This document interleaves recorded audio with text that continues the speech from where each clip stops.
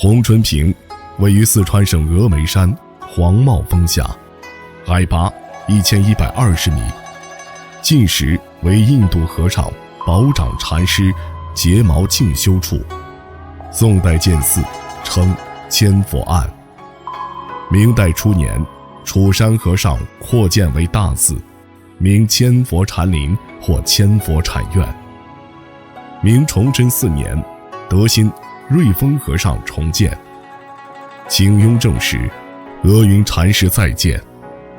经乾隆43年毁于火灾，47年至55年逐年修复。因寺前原有千年红春3株，故称红春坪。红春寺建有殿宇3重，气势巍峨，蔚为壮观，廊屋简洁，宏阔宽敞。红春寺的布局是正面中路为山门，山门内左右分别为钟楼、鼓楼，正面是天王殿，后面依次为大雄宝殿和藏经楼，僧房、斋堂则分列正中路左右两侧。红春坪大雄宝殿中供普贤像，左右为18罗汉像，雕塑俱佳。藏经楼内存有一件宝物，那就是悬挂于楼内的一盏7方千佛莲灯，檀木雕琢，精工彩饰。它高近2米，直径1米，7方翘角，上下刻有几百尊佛像。7方角柱上有9龙盘柱，是世间罕有的艺术珍宝。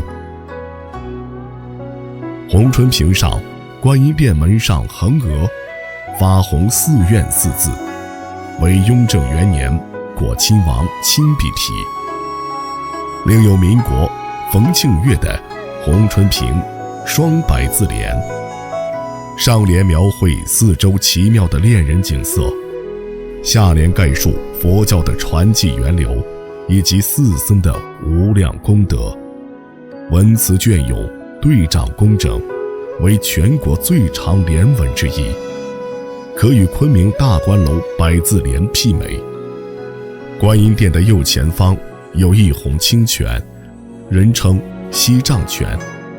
相传明代时的香火旺盛，僧众云集，寺僧人数多时高达1000人以上。但寺庙里缺水，寺院住持德兴禅师持杖祈祷，用锡杖凿岩引水，感动了天池仙女，就给这里送来了一股清泉。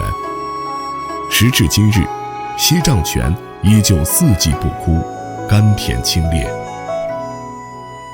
红春坪内现有明碑数通，品位甚高，经康熙亲书的望尘律、明正思碑等，为全山之少有。